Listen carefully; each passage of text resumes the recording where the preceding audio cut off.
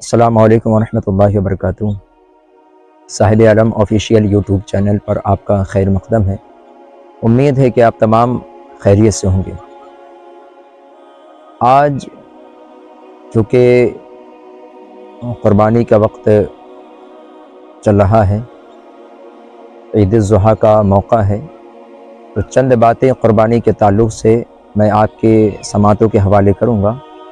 اس سے پہلے میری آپ سے گزارش ہے کہ آپ اس ویڈیو کو زیادہ سے زیادہ شیئر کریں تاکہ یہ لوگوں تک پہنچے اور وہ اس سے مستفیض ہوں، اور آپ کو یہ آگے شیئر کرنے کا بھی آپ کو اجر ملے، کیونکہ اچھی بات بھی لوگوں تک پہنچانا یہ بھی ایک اجر اور ثواب کا کام ہے۔ قربانی کا مختصر میں آپ کو واقعہ یوں عرض کروں کہ جیسا کہ اللہ تبارک و تعالیٰ نے حضرت ابراہیم علیہ نبینا علیہ السلام کو یہ حکم دیا کہ آپ اپنی سب سے عزیز ترین چیز اللہ تبارک و تعالیٰ کی بارگاہ میں قربان کریں۔ اللہ کے یہ پیارے خلیل حضرت ابراہیم علیہ نبینا علیہ السلام نے اللہ تبارک و تعالیٰ کی بارگاہ میں یوں دعا کی کہ رب حب لی من الصالحین، اے میرے رب مجھے نیک فرزند عطا فرما۔ تو اللہ تبارک و تعالیٰ نے حضرت ابراہیم علیہ نبینا علیہ السلام کو ایک بڑا ہی نیک بیٹا، بڑا ہی حسین و جمیل فرزند عطا فرمایا، جس سے حضرت ابراہیم علیہ نبینا علیہ السلام والہانہ محبت فرماتے تھے۔ لیکن حضرت ابراہیم چونکہ اللہ کی خلیل بھی، تو اللہ کا خلیل وہ ہوتا ہے کہ جس کے دل میں اللہ تبارک و تعالیٰ کے سوا محبوب کے علاوہ کسی اور کی محبت نہیں ہوا کرتی۔ تو حضرت ابراہیم علیہ نبینا علیہ السلام کی یہ آزمائش جو اللہ تبارک و تعالیٰ نے یہ آزمائش، یہ امتحان آپ سے لیا کہ آپ کو یہ حکم دیا گیا کہ آپ اللہ تبارک و تعالیٰ کے حکم پر اپنے بیٹے کو راہ خدا میں قربان کریں، جیسا کہ 23ویں پارے میں چند آیات مبارکہ موجود ہیں سورہ صافات کے اندر،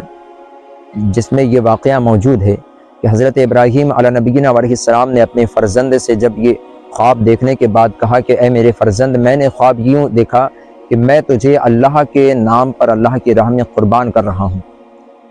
تو اب تو یہ بتا کہ تیری کیا رائے ہے۔ تو اس پر حضرت اسماعیل علیہ السلام نے بڑی ہی پیارا اور خوبصورت یوں جواب عطا کیا کہ اے ابا جان، آپ کو جس بات کا حکم ہوا ہے آپ اس کو پورا کریں، انشاءاللہ العزیز آپ مجھے صبر کرنے والا پائیں گے۔ پھر مختصراً یوں کہ حضرت ابراہیم علیہ نبینا علیہ السلام نے اپنے فرزند کو اپنے سب سے چہیتے بیٹے حضرت اسماعیل علیہ السلام کو راہ خدا میں قربان کرنے کے لیے آپ چلے، اور وہ وقت قریب تھا کہ آپ نے اپنے آنکھوں پر پٹی باندھی اور اپنے بیٹے کے ہاتھ پیر میں آپ نے رسیاں ڈالی، اور پھر آپ نے ماتھے کے بل ان کو لٹایا، اور جب قربان کرنا چاہا تو پھر اللہ تبارک و تعالیٰ کی جانب سے یہ حکم ہوا کہ اے ابراہیم، بے شک آپ نے اپنے خواب کو سچ کر دکھایا، اور یہ ہماری طرف سے تمہارے لیے ایک کھلی جانچ تھی جس میں تم کامیاب و کامران ہوئے۔ اللہ تبارک و تعالیٰ نے حضرت جبرائیل علیہ السلام کے ذریعے سے ایک جنتی دمبا بطور فدیہ حضرت اسماعیل علیہ السلام کے پیش فرمایا وہاں پہ، اور حضرت اسماعیل علیہ نبینا علیہ السلام کی جگہ پر وہ جنتی دمبا ذبح ہو گیا۔ یہ مختصر واقعہ، لیکن اللہ تبارک و تعالیٰ نے اس قربانی کو یوں تا قیامت تک حضرت ابراہیم علیہ السلام کی یاد کو تر و تازہ رکھنے کے لیے امت محمدیہ کے صاحب نصاب حضرات پر قربانی کو واجب قرار دیا ہے۔ وہ لوگ جن کے پاس 52.5 تولہ چاندی یا 7.5 تولہ سونا یا اس کی برابر کی رقم ہو، تو ان لوگوں پر جو صاحب استطاعت، صاحب حیثیت ہیں، جن کے پاس حاجت اصلیہ سے زائد رقم موجود ہو اور جو 52.5 تولہ چاندی کی قیمت کے برابر ہو، تو ان لوگوں پر قربانی واجب ہو جایا کرتی ہے۔ لیکن یہاں پر میں ایک ٹھہر کر کے ایک بات یوں عرض کرتا چلوں کہ آج دیکھنے میں یہ آتا ہے کہ بعض لوگ کیا کرتے ہیں کہ ایک گھر میں کئی حضرات ایسے ہوتے ہیں جن پر قربانی واجب ہوا کرتی ہے، لیکن ان لوگوں میں کیا ہوتا ہے کہ ایک گھر میں 4 یا 5 لوگوں پر قربانی واجب ہے، اور ایک ہی جانور لے لیا گیا، بکرا لے کر کے آ گئے اور ایک پر قربانی کر دی گئی، اور یوں سمجھتے ہیں کہ سارے لوگ اس سے بری ہو گئے، حالانکہ یہ ایک بہت بڑی غلط فہمی کا لوگ شکار ہیں۔ بلکہ ایک گھر میں جتنے بھی افراد پر قربانی واجب ہے ان سارے لوگوں کو قربانی کرنا ضروری ہے، لازمی ہے، کیونکہ اگر وہ قربانی نہیں کریں گے تو وہ سارے کے سارے گناہ گار ہوں گے۔ اور یہاں پر ایک بات میں اور یوں عرض کر دوں کہ جیسا کہ دیکھنے میں یہ آتا ہے کہ قربانی کرنے والے حضرات، بعض حضرات یوں سوچتے ہیں کہ ہم سب سے پہلے حضور کے نام پر قربانی کریں، یا اپنے بزرگان دین کے نام پر قربانی کریں، یا اپنے مرحومین کے نام پر قربانی کریں۔ بے شک یہ بڑا اچھا عمل ہے، اچھا کام ہے، لیکن سب سے پہلے اس بات کی ہمیں تحقیق کرنا چاہیے، ہمیں یہ دیکھنا چاہیے کہ گھر میں جو صاحب استطاعت ہے، جس پر قربانی واجب ہے، تو پہلے ہمیں اس کے نام سے قربانی کرنی چاہیے، نہ کہ کسی بزرگ کے نام سے یا کسی مرحوم کے نام سے کرنی چاہیے۔ بلکہ اگر ہم کسی اور کے نام سے کرتے ہیں، کسی بزرگ ہستی کے نام پر ہم قربانی کو منسوب کرتے ہیں، تو جس پر قربانی واجب ہے اس شخص کے ذمے سے واجب ساقط نہیں ہوگا، بلکہ وہ گناہ گار ہوگا۔ اور قربانی کے دنوں میں قربانی ہی کرنا واجب ہے، قربانی ہی کرنا ضروری ہے۔ اس کے علاوہ اگر کوئی یہ سوچے کہ ہم قربانی کی رقم صدقہ کر دیں تو ہم اس سے بری ہو جائیں، تو ایسا ہرگز نہیں ہو سکتا۔ بلکہ قربانی کرنے والے کے لیے، جس پر قربانی واجب ہے، اسے چاہیے کہ وہ خلوص کے ساتھ اللہ کے نام پر جانور کو ذبح کرے، قربانی کرے۔ اور اس قربانی کرنے والے شخص کہ جو بھی قربانی کرنے والے ہیں، ان کو چاہیے کہ قربانی کرنے کا مقصد صرف اور صرف اللہ کی رضا اور خوشنودی ہونا چاہیے۔ ایسا نہ ہو کہ بعض حضرات گوشت کی نیت رکھیں، یا بعض حضرات اس سے کچھ اور نیت ان کی ہو، تو ایسے لوگوں کی قربانیاں راہ اللہ تبارک و تعالیٰ کی بارگاہ میں مقبول نہیں ہوا کرتی ہیں۔ تو لہٰذا یہ مختصر میں نے واقعہ آپ کے سماعتوں کے حوالے کیا، اور چند باتیں میں نے قربانی کے تعلق سے آپ کی عرض کی۔ تو یہ بھی بات اور میں عرض کرتا چلوں کہ جیسے جو حضرات قربانی کرنے کے لیے جب تیار ہوتے ہیں، تو ان کو چاہیے کہ جانور کو نہلائیں، دھلائیں، اس کو خوب صاف ستھرا کریں، اور قربانی سے پہلے اس کو کھلائیں، پلائیں اور اس کی خدمت کریں۔ اور جب وقت قربانی آئے تو پہلے سمت کا تعین کر لیں کہ کعبہ شریف کس طرف ہے، اس کا سر کس طرف ہونا چاہیے، اس کی پیٹھ کس طرف ہونا چاہیے، پھر اس کے بعد جانور کو گرایا جائے۔ ایسا ہرگز نہ کریں کہ جانور کو پہلے گرا دیا، پھر اس کے بعد سمت کا تعین کرنے لگے، اور پھر جانور کو بلا وجہ گھسیٹ کر کے اس کو تکلیف پہنچانا، یہ سراسر غلط طریقہ ہے۔ اور بعض جگہ ایسا بھی ہوتا ہے کہ جگہ پتھریلی ہوا کرتی ہے، پتھریلی زمین پر جانور کو گرا کر پھر اس کو گھسیٹا جاتا ہے، تو یہ بے زبان جانوروں کو بلا وجہ تکلیف پہنچانا ہے۔ تو ایسی چیزوں سے ہمیں بچنا چاہیے، اور ایسی باتوں سے جب جانور کو قربان کرنے لگیں، جانور کو گرا لیں، تو پھر اس کے بعد دعا پڑھیں، دعا پڑھنے کے بعد پھر اس کو اللہ کے نام پر بسم اللہ اللہ اکبر کہتے ہوئے اس کے گردن پر، اس کے گلے پر چھری چلائیں۔ اور اس بات کا بھی خیال رکھیں کہ جیسا دیکھنے میں یہ آتا ہے کہ چھری چلاتے وقت چند حضرات بھی چھری چلانے میں، ذبح کرتے وقت شامل ہو جایا کرتے ہیں، تو چھری میں جتنے لوگوں کا بھی ہاتھ لگے گا، ان تمام لوگوں کا یہ تسبیح پڑھنا لازم و ضروری ہے۔ اگر دو لوگ وقت قربانی چھری ہاتھ میں لیے ہوئے ہیں، ہاتھ لگا رہے ہیں، تو ان میں سے اگر یہ ایک فرد یہ سوچے کہ یہ تو پڑھنے والا ہے تو ہم کیوں پڑھے، تو ایسا کرنے پر کہ ایک پڑھے اور ایک خاموش رہے، تو ایسی صورت میں جانور حلال نہیں ہوگا اور قربانی جائز نہیں کہلائے گی۔ تو جتنے حضرات بھی چھری پکڑیں، ان تمام کو چاہیے کہ وہ تسبیح پڑھیں، اور وہاں پر تمام موجود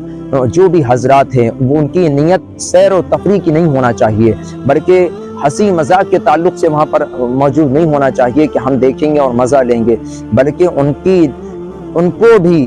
اس قربانی سے ایک سبق حاصل کرنا چاہیے کہ جس طرح سے یہ جانور راہ خدا میں قربان ہو رکھے گئے، وقت آنے پر جب وقت آئے گا تو ہم بھی اپنا سب کچھ اللہ کی راہ پر، اللہ کے نام پر، اپنا تن من دھن ہر وقت ہر لمحہ قربان کرنے کے لیے ہم تیار رہیں گے۔ تو یہ مختصر بات میں نے عرض کی۔ اس کے آگے میں چلوں تو آپ کو مختصر جلدی سے آپ کو نماز عید کا طریقہ بھی میں آپ کو بتاتا چلوں، لیکن میں آپ سے پھر ایک بار اس بات کی گزارش کروں کہ آپ اس ویڈیو کو زیادہ سے زیادہ شیئر کریں تاکہ لوگوں تک یہ پہنچے۔ اور اس سے ایک چیز اور یہ ہے کہ ہم لوگوں کی اس سے حوصلہ افزائی ہوا کرتی ہے، اور ہمیں مزید ویڈیو بنانے کا ہمیں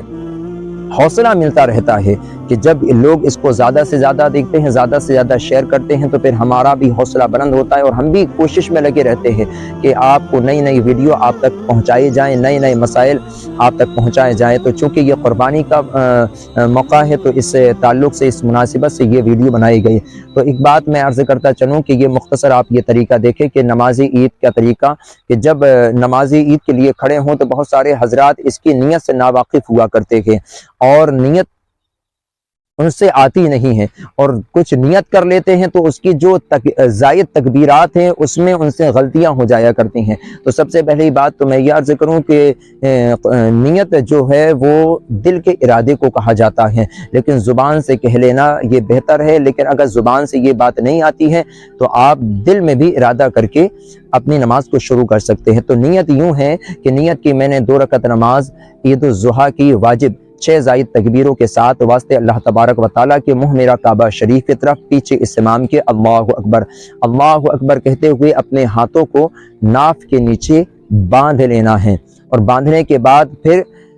امام اور مقتدی حضرات ثنا پڑھیں گے۔ ثنا پڑھنے کے بعد پھر 3 مرتبہ تکبیر کہی جائے گی۔ پہلی مرتبہ اللہ اکبر کہتے ہوئے ہاتھوں کو کانوں کی لو تک لے جائیں اور چھوڑ دیں۔ دوسری مرتبہ پھر اللہ اکبر کہتے ہوئے اپنے ہاتھوں کو کان کی لو تک لے جائے، پھر چھوڑ دے، اور تیسری مرتبہ جب اللہ اکبر کہتے اٹھائیں تو ہاتھوں کو لٹکانا نہیں ہے بلکہ آپ کو ناف کے نیچے